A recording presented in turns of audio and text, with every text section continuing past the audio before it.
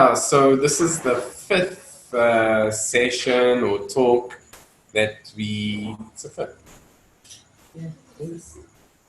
So just basically as a recap, the thing about these, I'm talking loud because of the Zoom, okay? So it's not like I'm, but the thing about the series that I've come to realize, but I kind of knew, and I know this from before, is that as much as we like to take knowledge and divide it up into little easy topics and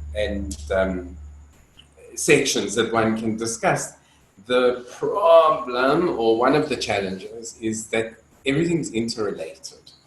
And sometimes it's a bit repetitious and sometimes there's overlap because it really isn't about separate topics. It is one topic of dance and the things do relate to one another. The 4 previous talks, we looked at the embodied life and really looking at how we are animate beings, that we are forever moving, that we learn through movement, that we relate to the world through movement, and it's a whole body experience, which is the mind and the body and feeling and everything, the physiology, everything is involved as the embodied life. If we weren't moving and we weren't embodied, we would not really be experiencing life. It's as simple as that. So looking at that and what that meant was the first talk. The second talk was looking at where we place our awareness and our consciousness. And what happens is that we spend a lot of time in what we call normal or ordinary reality, and that is our survival mode, and that's how we relate with the world. But a big part of that is habit. We have set up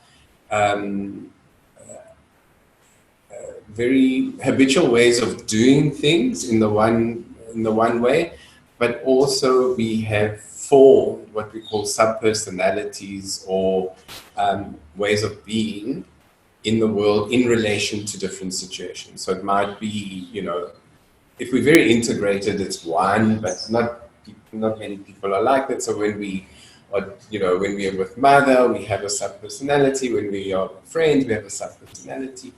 And that gets expressed through the body, through the movement, and that's the way we form and reinforce that kind of identity. So what we were looking at is that if we want to bring awareness to that, we need to shift out of our normal, ordinary way of being. And Arnold Mandel calls it the shaman's body or dream body. So we can take ourselves through the dance. By the way, always through the dance we're talking here, but we take ourselves through the dance out of our ordinary state of being into a non-ordinary state of being. So we bring awareness, we bring learning, we bring opportunity to relate to the world, to ourselves and to the world differently. And that was the shaman's body, about suspending the rational, the mind, and how we interact with the world. Then the third week, we kind of looked, third month, sorry, we looked at consciousness and looked at how dance creates trance states, which are altered states of consciousness. That there's a physiological component to that, there's a neurological component to that, and how that aids us moving into these, into the shaman's body or into non-ordinary states, and what it means to be in a trance. So expanded consciousness, feeling connected to everything, being in a very parasympathetic mode of being. So our identity dissolves, and we are able to perceive things more than outside of who we are and stuff like that. And then last month we looked at emotion, and I spent a lot of time connecting emotion and music, but also to show how the movement and the dance is related to the structure of music, which reflects the emotion. And yeah, so those were the four previous topics, and today we're looking at creating meaning. And well, that's the talk. So when we look at dance, this week, this month, we're looking at it as a means of thinking. We actually are able to think through the dance. We look at dance as a learning mechanism, how we can learn through the dance, how it is an expression of our identity, and then also how we create meaning in the dance. So dance it can do a lot of things, but in this talk, we're looking at these four aspects of dance and what it means to be in an embodied experience and what it means to create meaning through the dance. So starting with thinking, if we just define it a little bit, so I've used Google here just to help a little bit, but thinking is the process of considering or reasoning something out. So we tend to associate that with the brain, and we sit and ponder and think and try and work things out, like the thinker here. But also there are but if we come back into the body, we can find that the thinking can happen through the body. So in this game here with these boys, playing a game, there is no time to stop and ponder and think what is the best move or what is the next move that I'm going to make in the game. So the thinking happens in the body, in the movement, in the total being. It happens by being present in that moment and being able to act, to move in relation to what's happening around us. And this is like a very intense example because the ball's about to be going. But we can be doing that, and we do that in life as well. We do stop to feel. We do stop to embody a process of thinking. So, but we can structure that in the dance, and we can bring it to the fore. Let's see. So, and I mentioned this in the first talk, that there are two kinds of dance that aid thinking. A structured dance, which is rhythmic and has steps, and which everybody's doing the same thing or a similar thing, like a ballroom dance or something like that, or I don't know. But a structured dance helps with convergent thinking. It helps us to focus on a problem. So it aids the brain in that capacity. So dance on the side can be doing that. Improvisation, which I will talk to you a bit later, aids divergent thinking. So it enables us to look at a problem, but to not look for one answer, to look for a lot of possibilities. And for me, that is the one aspect which I'll come back to later, which is really important for what we do in terms of thinking. So marking, this for me is quite interesting. So it's part of thinking. So marking a dance for a professional dancer or a performer is when you are doing the dance but you're not performing. So when one has rehearsals or when one is learning a dance, you can't be doing flat out a performance each time. So, every day or 3 or 4 times a day. So you mark it. I mean, you can mark a play as well. You know that. So you mark it, you don't act it, you just mark it out. And what happens is that what is happening here is that the dancers are embedding the memory of whole sequences of dance by marking it. So they haven't got a script and they go left arm up, right arm up, jump, jump, jump. They'll mark it. So they'll go da da da da da da. They might not even jump, this da da da means jump, jump, jump, And through that, through the movement, I am creating the memory of that dance. So when I actually come to perform it, I've embodied the memory through the movement and I perform it. That is how you can perform an entire ballet or an entire play or whatever without, all those words or all those movements or all the, the whatever you have to do. So on the left, this guy's kind of marking, it's going like da, da, da, da, da, da. But on the right, they are performing. So there's this difference. And marking a dance is really interesting because it really is learning and capturing the memory of, the knowledge through the movement. It's not a cognitive process. Well, that's the way, but it's not driven by the mind. It's not driven by reading or words or language.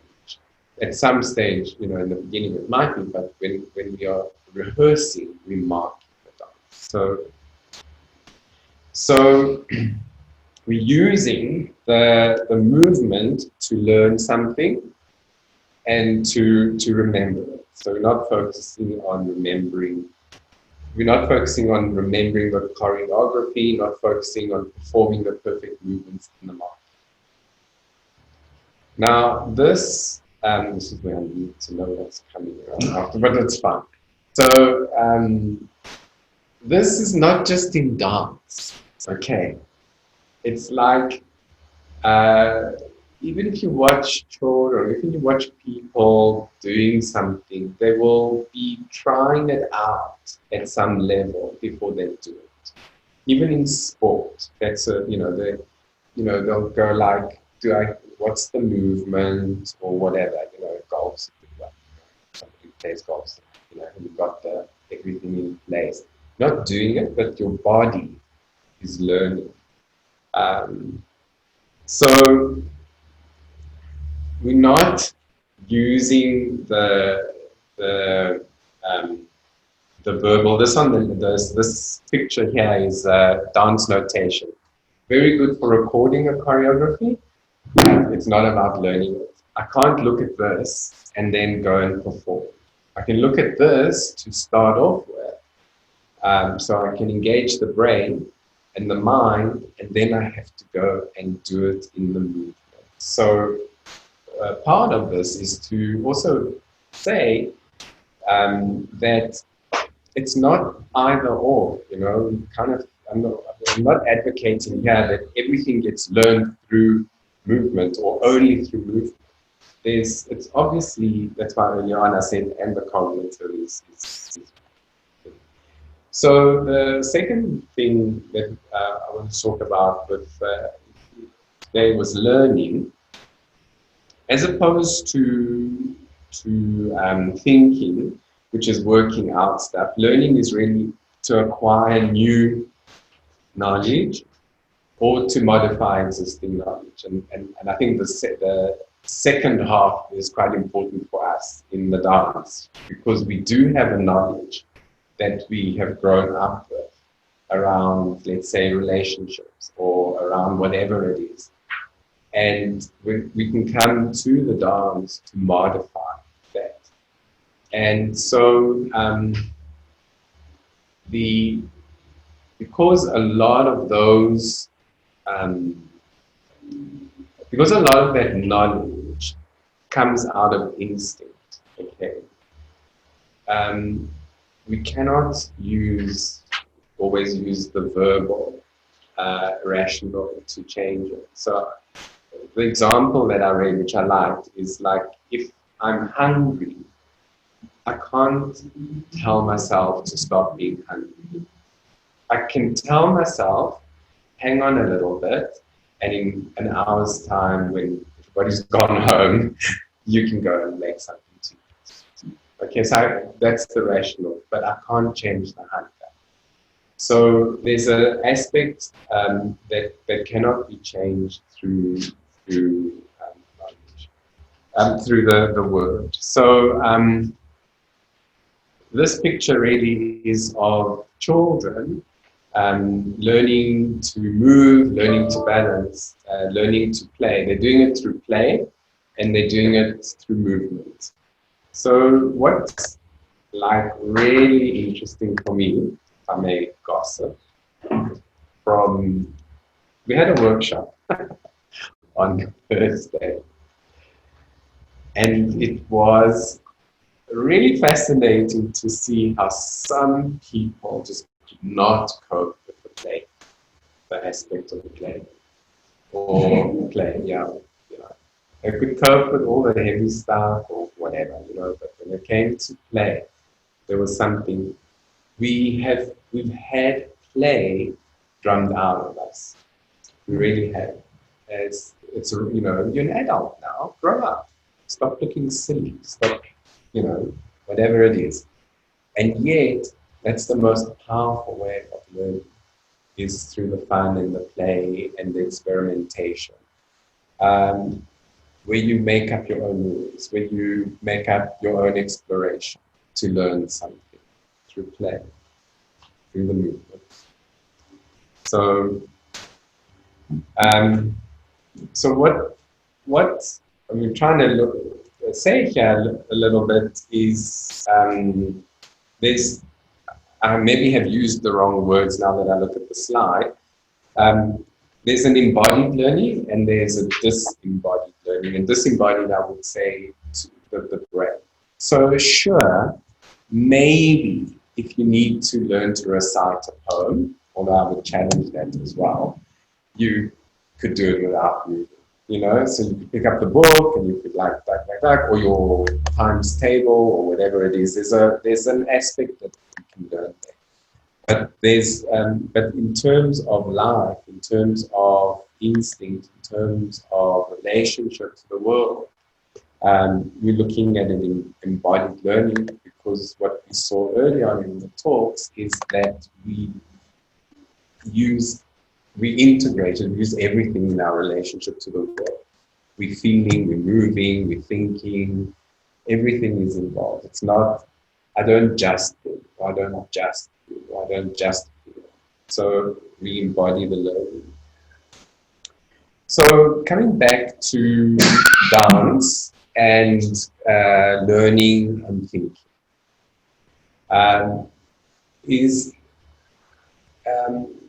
I'm sure you know this word, of course, improvisation, which is to create something spontaneous. So in dance, and I'm coming now from a formal performance dance perspective. In dance, you can be taught a choreography, and the choreography is the script with which you will move.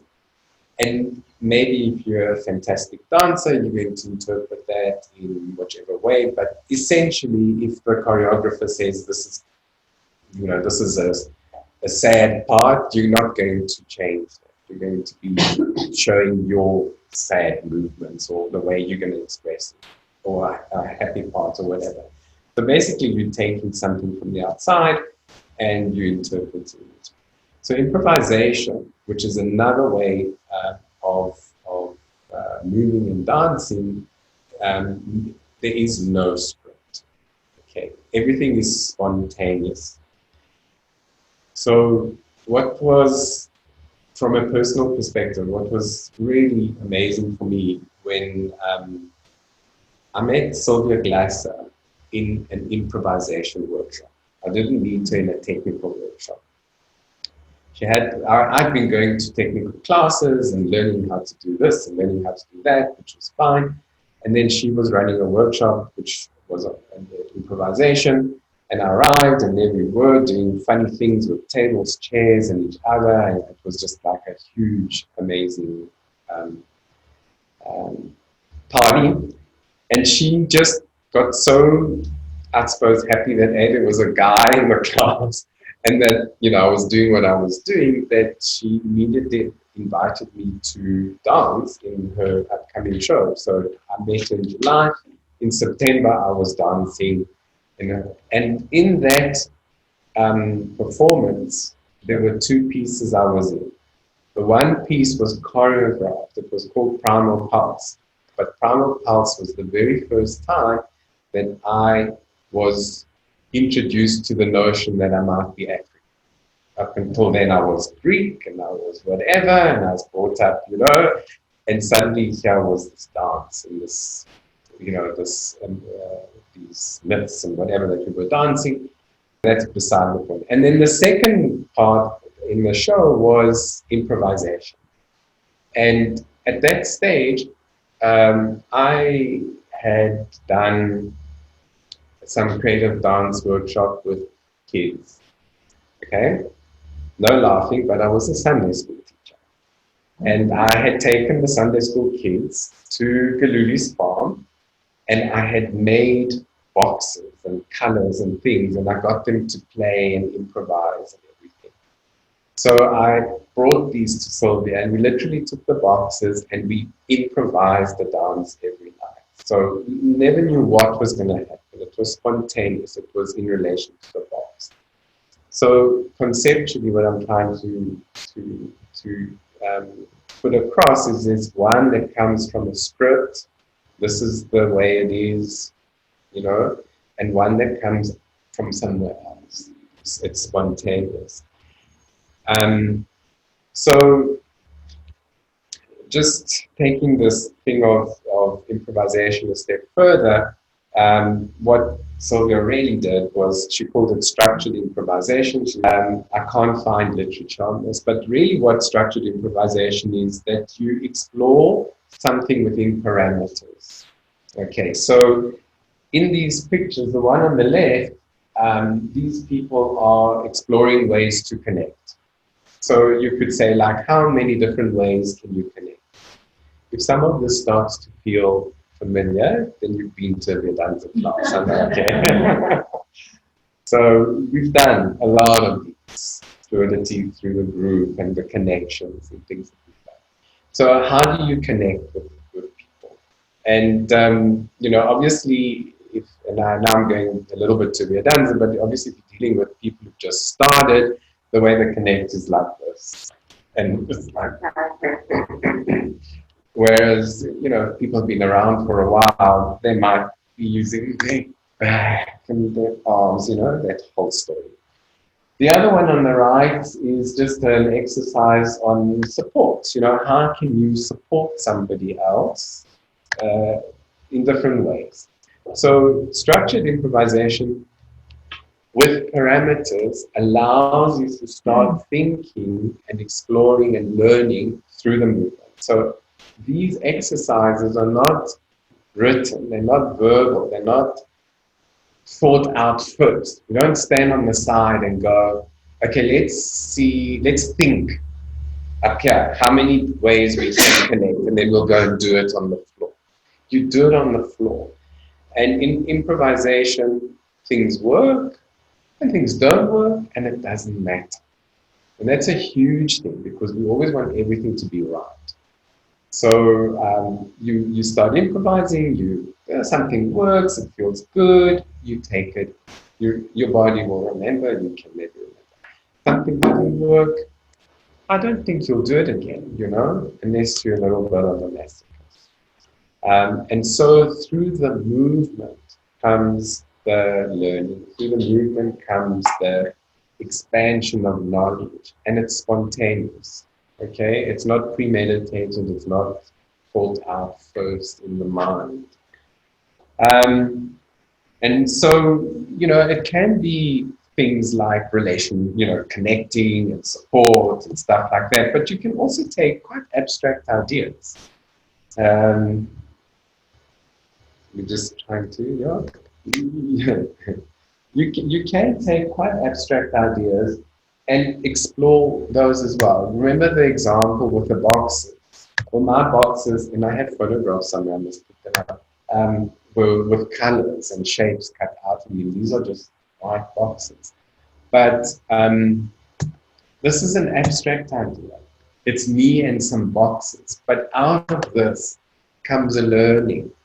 Because, and I don't know what this exercise was, but maybe, you know, there's a learning about my body, there's a learning about relationship, there's a whole lot of learning that can happen. And what's really beautiful in terms of Sylvia is that she took this and created a program called EduDance. And Moving Into Dance has an outreach program where they go into schools and they go and they say like, okay, let's talk about water, or let's dance water, or let's dance the air, or let's dance chemicals, or whatever it is. And the kids learn and explore through movement like that. Just, I know a lot of you, you know, everybody's done better or something. You can see the principle of structured improvisation in a Vedanta class.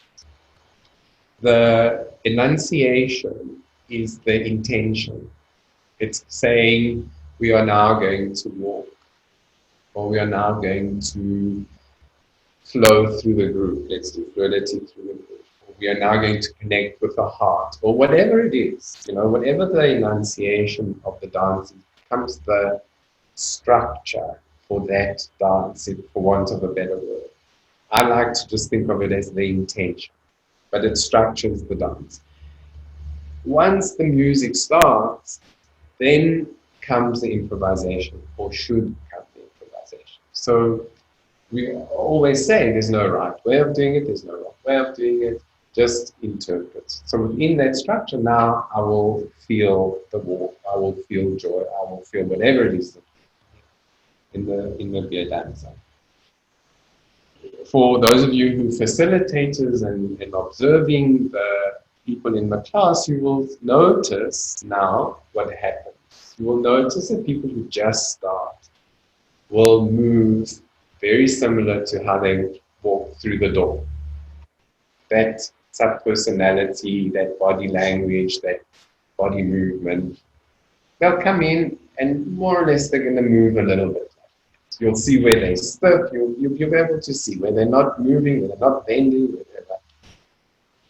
The joy is that slowly with time, and this is a slow process, that changes.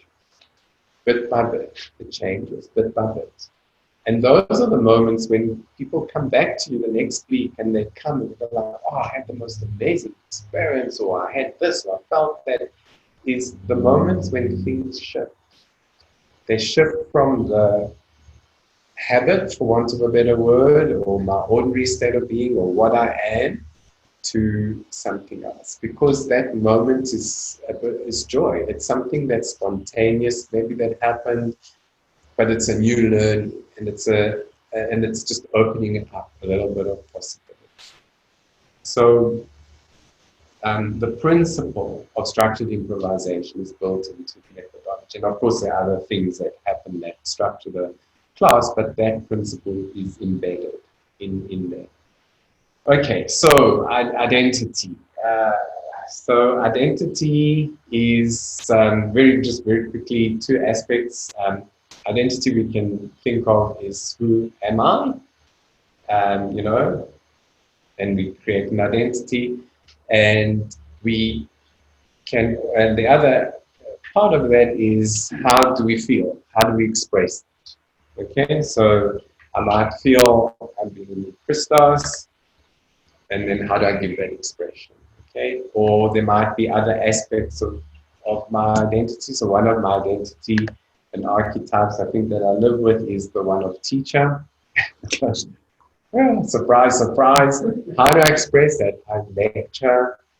I think for the fun of it, get everybody into a room on a Sunday, and then I have fun. And I'm saying, blah, blah, blah, blah. And everybody listens, and I think, oh, wow, this is such fun, you know. My game, my rules, and it's like working, you know. But so those aspects of identity. If we if we look at identity now, I said earlier that early on we create sub-personalities. So through life we learn stuff and we create an identity, what we might call an identity, but a sub-personality. If we are really going to the core of who we are, so if we want to go to the core and give that expression, then there are four things that need to happen or that happen. The one is that what we are expressing has a natural impulse. It's not forced through. And again, I'll just keep using the Danza class as an example. Very often I will say, I haven't said it for a while now, but I will say, if we're going to do an animal, for example, is do not mine. Mining is not a natural impulse. It's mimicking something else and intellectualizing it. So what is the natural impulse? Something that will spontaneously emerge. It has to be the response to what's happening now. Again, often in class or in dance, you might bring up a scenario, you might bring up a dance that relates to life. And sometimes people will act out their belief or their history, and you can see it because it's kind of like it just, there's that moment where you can just see they're bringing in something that's not here now. This is why to be in response to the now, we're in response to the people who are in the class. So if we're talking about connection, or we're talking about interaction, or we're talking whatever it is, it's in the now. It's with the people here, not the people out there. To find that spontaneity, to find that genuinely, that authentic you, so that you connect with that. It has to be effortless, okay? If it's labored, if it's hard work, then it's coming from somewhere else. It's coming from their head. Sometimes you're like, oh God, this is such hard work. It's up here, okay? And when you are giving spontaneous expression, then you will connect with your vitality. You will feel vital, you'll feel in the moment. What's this spontaneous expression, building identity, or not building identity, but working with identity, expressing identities, is the first half of the Vedanta class. Okay, this is where it's called vitality. We're connecting with who we are, we're giving expression to our feelings, we're giving expression to who we are. Hopefully. Not who we believe we are, but who we are. So, yeah, so coming back to this idea of connecting to, I hate the word authentic and genuine, but connecting to something that's real, not something that's created afterwards, is about how you interact with the world. And I'm using a dance thing again. So when I come back to performance, performing something, or performing a dance, it's about, not so much, it's about the choreography, it's about the script. That choreography, just to extend the metaphor, that script is sometimes in our head. It's like, well, you know what, I'm a serious person, so I'll have the script, and then I'm going to perform the seriousness of who I'm scripting in my head. Or it might come from outside. Chantal, she's such a good girl. Now she has to perform it. She wants to go stick her fingers in the mud, and now somebody said she's such a good girl, she's so neat. And I'm using that because I had that all my life. Christos, such a good boy. I'm going like, oh, really? I'm just going to go down the road and be naughty like everybody else. Yeah. So we perform, So in this moment, I'm just showing you that there's an intentional performance. Like if you're on stage dancing, you have to perform, you have to be projecting that choreography or whatever it is. And then there's the unintentional, unconscious performing, and the extreme version of that can be acting out, which the psychologists will understand, where you act out your psychological states. So what are we doing when we are acting out or performing? Really is we're connecting with our sub-personalities, which I mentioned earlier. These actings are unconscious. You don't go into the world and say, let me create, let me choose a sub-personality. They evolve. So the way that you relate to authority evolves. The way you relate to a lover evolves. The way that you relate to the world evolves. So what determines the sub-personality, which we spoke about in the first month, was our relationship to the world, how we relate, how we are in the world, and the constant interaction. So the reinforcement or the feedback that you're going to get from loved ones, from everybody around you, becomes an embodied behavior. Okay, so theory about learning is that all learning is cultural learning or group learning. And if you think about it, even if it's just you and your mother initially or your father, it's already a relationship. And that from there becomes the family, from there becomes the school, the city, whatever it is. But we're always learning about life through relationship. That feedback, when it works, so it's easier to describe in the negative. So if you have an abusive parent and you learn in a negative way how to handle an abusive parent or partner or whatever it is, that becomes a sub-personality, but that habit then becomes embedded as muscle memory and as emotional memory.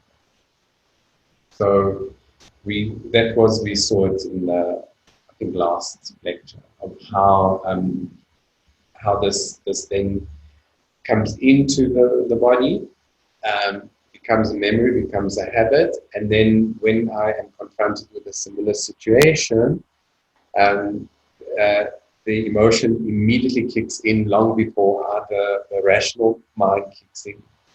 Sometimes you do stuff and you go like, there I go again. Why did I give in? Why did I get angry again? Why did I, the rational will come afterwards, emotional kicking, because it's this emotional memory and muscle memory in terms of the way we interact with this world. So we have to stop. So what happens is that our movement, our feeling, our thinking, but the totality of the experience is what creates meaning for us. Okay? So meaning is the end purpose or significance of something. So in the relationship, or in the action, or in the situation, I will find meaning for myself. Okay? So dance does not stand for something else. Okay? So I was about to say, in terms of meaning, is that sure, we can write about it, but it's also an embodied experience. I find meaning in what I'm doing now through my experience. Sure, I can go and reflect and write about it and put it into words. But there would be no meaning unless I was doing what I'm doing now, for me. Okay? And dance, more than anything else, is like that. The meaning of the dance is in the dance. It's in the experience. So sure, it can be expressing something, and that's something different, But to create the meaning and to feel what's meaningful, it's in the dance and in the experience itself. And we do that in three sort of domains. We create it in a spatial way.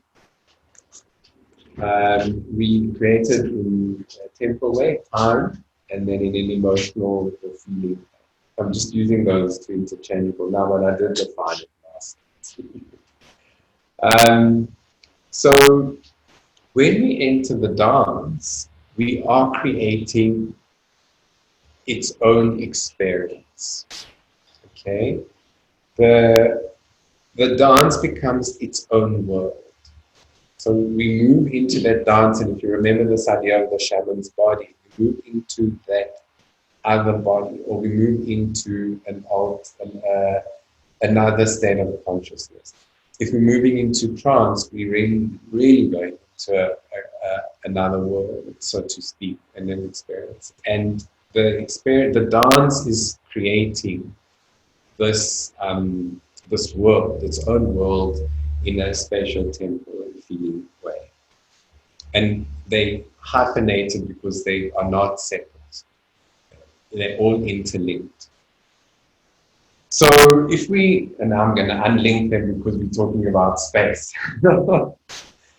If we talk about dance. So this picture, guys, is based on Rudolf von Laban, really pioneer dance choreographer, theorist, and it's about, well, it's more than just space, but I've just used it for here, space. But he calls this the kinesphere. So I really love this this idea, because it means that I'm living in a kinesphere. So just to take the dance into life, I actually am living in a kinesphere, which is the space around me. And my relationship to everything outside of that is through this. It's almost like I have my bubble, you have your bubble, and we start to interact. We know this when our bubbles come very close. Sometimes. And sometimes it's like, oh yes, this is nice. Whatever. So space, one of the things that we are exploring, if we were to dissect dance, is the idea of space. And then we can dissect that and take it even further apart, and we can look at direction. So give you an example from biodanza. We always talk about walking forward.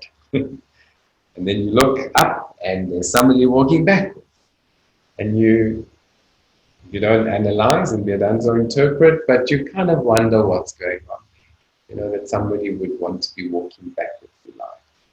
What is it that's in there when they're creating that meaning, or in their moment of experience that is going that way, or very slowly, or even sometimes not at all.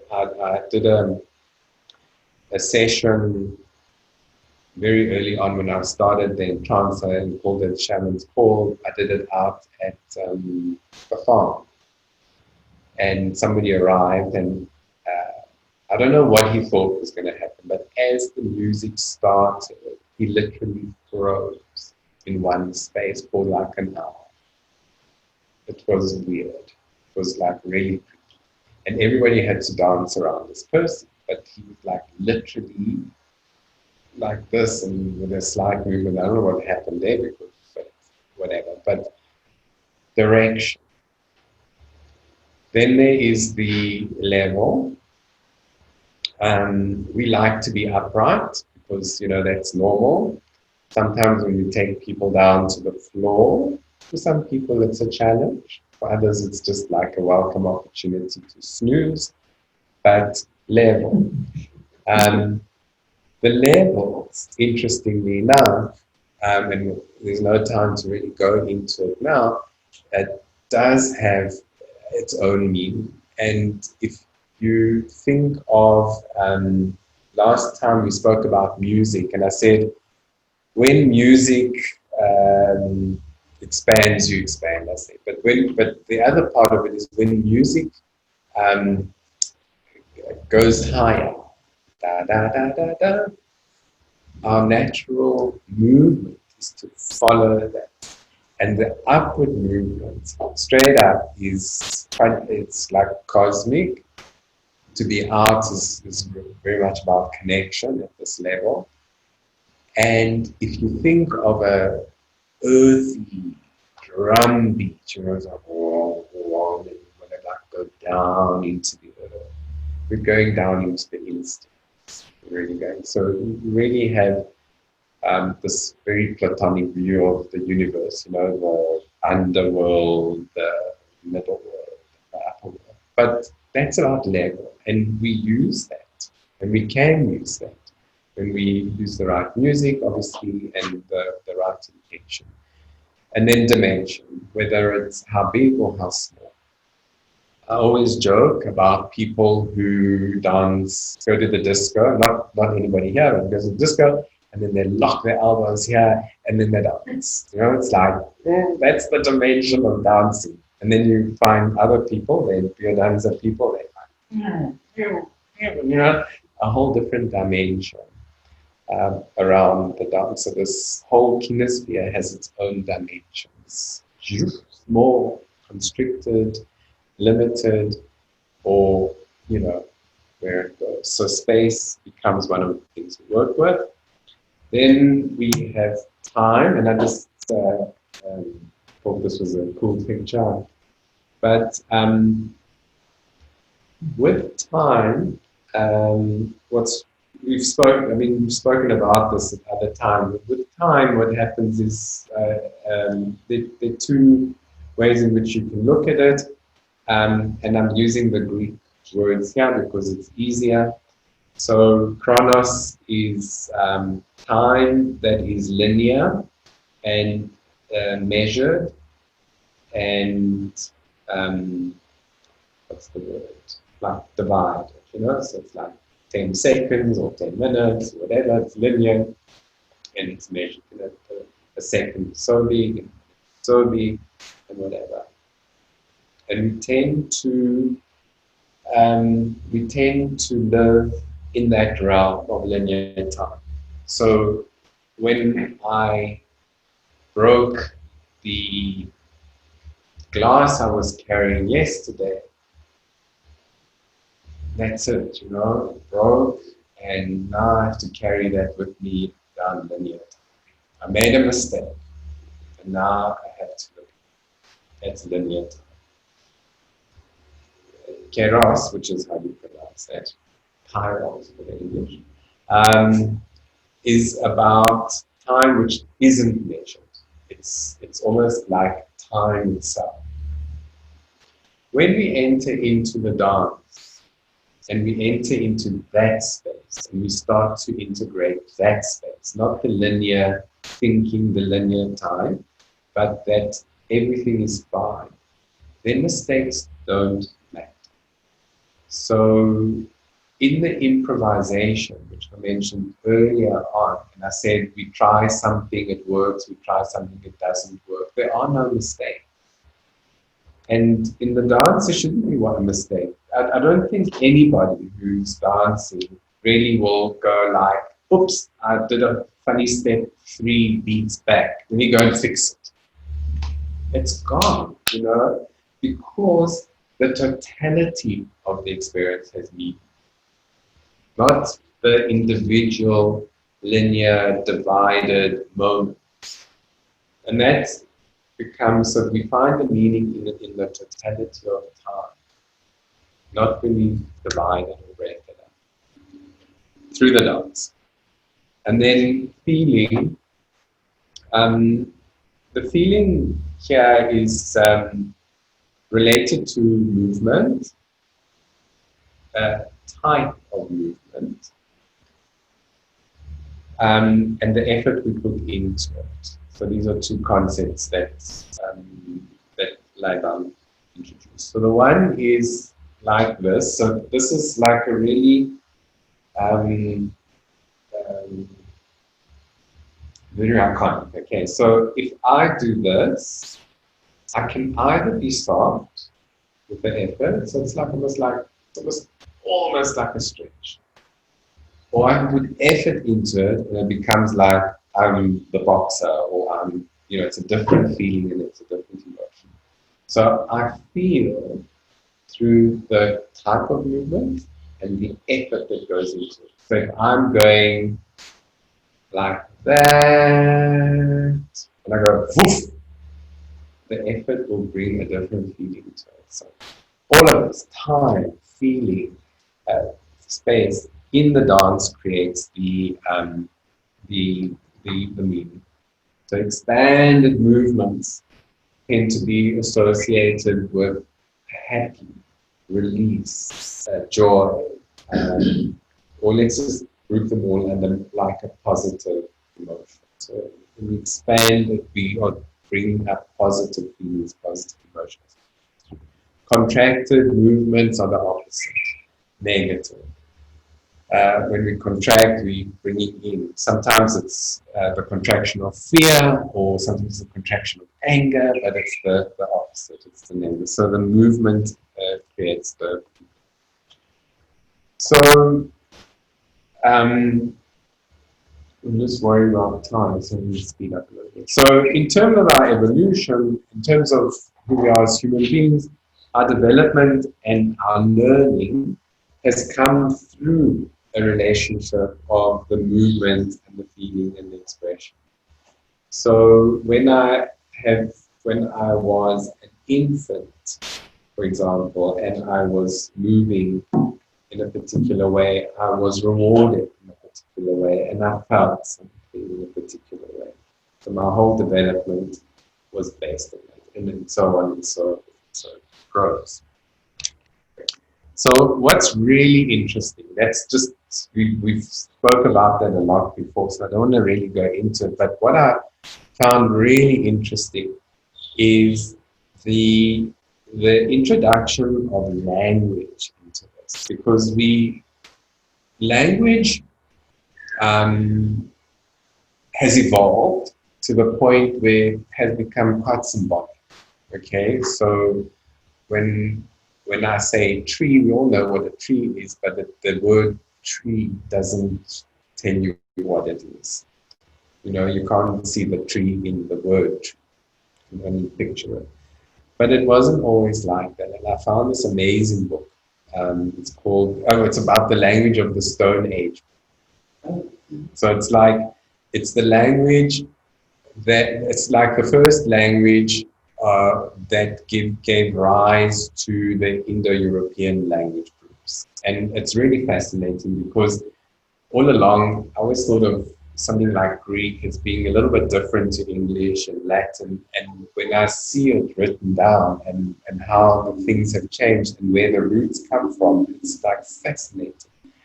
But what's fascinating for me is just these three words. This is what really struck me. So if you were to, let's do this. If you were to do, and try, just go poo, poo, poo. So poo, you have to exhale a poo, poo. Your lips will poo. That word, or that sound, evolves into poo, as in like poo, putrid, for example.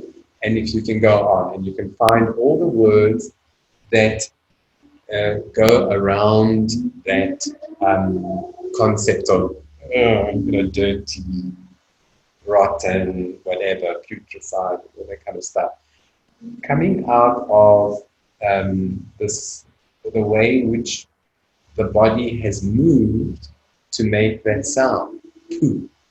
I'm going like, it's almost like I'm spitting it out, poo. Pe, fine, pe, the mouth opens. And pe means open in the Stone language lingo. Pe, it's to open. And think of ma. Okay, so now this is a fascinating one, but I like to think of this baby going, ma, because it's looking for mommy's food. Ma. So, ma, you know, it goes there. What's interesting in the book is that ma becomes earth. And if you think of the mother as being, you know, the earth, and that the earth becomes the mother and everything, it's fascinating. But that's a whole different talk. But really, what I wanted to talk about is that coming out of the sound, there is a movement as well, or there is concept. So if I take poo, I can give it a motion, boom. And we know it's kind of, if you see here, it's like I'm pushing away something. And this is, it's almost like a universal thing. No one is going to mistake this for come my baby, let's go for a walk. You know, they're not going to mistake it for that. It's clear. There's an element of movement that is universal. There are other elements of movement that are more like signs. You know, like if I do this, it's a sign. It means something in one culture, it means something in another culture. Hey, you know, it's open. So this movement, the whole body can become hey. So from language or proto-language comes the movement. That's how we start to learn. And that's how we learn as babies. When we talk about it, it's like, ma, you know, it's not ma, unless something's going on. Okay. It's ma, I reach out. And we start to learn. That becomes the muscle memory. That becomes the emotional memory.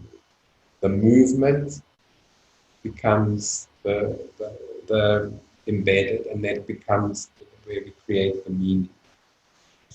So we are constantly creating meaning through our movements. Really. So the way that you move through the world is going to be creating meaning for you. And think about it. I like this slide because it's kind of like a thinking of, well, this picture really, it's about space, time, movement. It's not just like the experience. Everything contributes. In this moment, the vastness of the space, the flatness, the hardness, the lightness, or whatever, the sparse, is going to make me move in one way, and that's going to create a meaning about that. If you want to extend this, just think or picture yourself entering a church or another religious institution and walking down the aisle or whatever. And then picture yourself entering a shopping center and walking down that thing. It's the same movement, but the space and the time and the context are going to create a different meaning. So we want to shift consciousness. We want to shift this. The dance wants to shift the consciousness from the conceptual to the visceral. This is what we do. So we want to go from the mind, the script, the things that we kind of are the disembodied knowledge, so to speak, into the visceral, into the feeling, into the experience. We want to go into the experience to create the meaning. And again, coming back to what I said earlier on, it's not an either-or situation. So at some stage, we are also integrating. We're integrating the body and the mind. In fact, if you go and read a lot of writers, the body is the mind. And now I saw a lovely YouTube video that somebody posted yesterday or something about the skin, and the skin being brain. I don't know if did you put that? I can't remember. Okay, so the skin is the thinking or part of the brain, and in terms of the receptors and things that go up. And what was amazing, which is a whole hour talk now, is about just that, the touch and the skin, is that our skin has different receptors for different sensations. So like there'll be a receptor for heat, a receptor for cold, there'll be a receptor for fast movement, there'll be a receptor for slow, for hard touch, soft touch, fast touch, slow touch. These all go to different areas of the brain. And so when you are doing something, coming back to the movement, when you're doing something which has effort or it's fast in terms of speed or the dynamic, it's going to have a different impact on the brain to something that's slow. And you know this now, also from the dancer. When we do these slow movements, try and get everybody to go slower. And there's, just do effort. So then we're integrating the verbal and the non-verbal.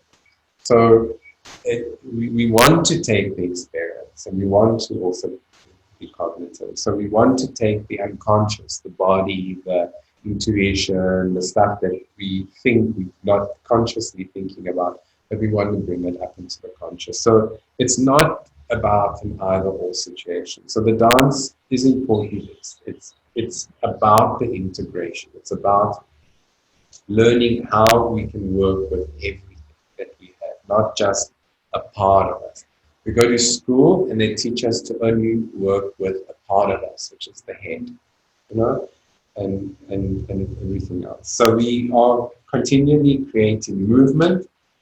And I think for me also what's quite important is that when I'm dealing with feeling, intuition, and like spontaneous expression, something that comes from me, I have an internal locus of control. I am in control of my life, so to speak, or my experience. I'm in control of what I'm experiencing. Think of improvisation. It's my improvisation, it's my dance. An external locus of control is the choreography, somebody telling you where to put your feet and how to feel. And that is about thinking and language and belief. It's coming from the outside. And when we, obviously, there's always needs to be a balance, but if we are unbalanced and we really are giving up our power to an external locus of control, then we are victim. You know, they made me do it. The church made me do it. Society made me do it. The mother made me do it. Whatever. The pavements are crooked. The bird shat on me. Whatever.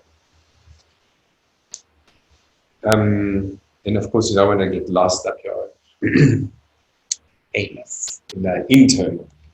So living becomes directly from the experience, in the here, in the now, and it's integrated.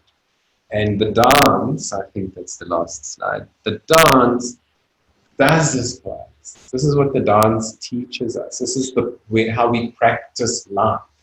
Because in the dance, we are in the here, we're in the now, we're in this timeless or timeful, that's a much better word, a timeful place, where there is no right, there is no wrong, there's just learning, there's just experience.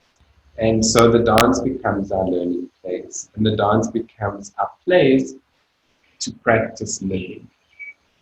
I can come here to practice and feel what it's like to make a mistake, in inverted commas. I can come here to feel and practice what it's like to be close to another person if I don't have that opportunity, and what that might mean in the interaction. And we had a wonderful time practicing what it means to be intimate on Friday. So that's it, really. Coming back to, we come and do Vedanta and we enter the dance and we practice living and create meaning through that for ourselves.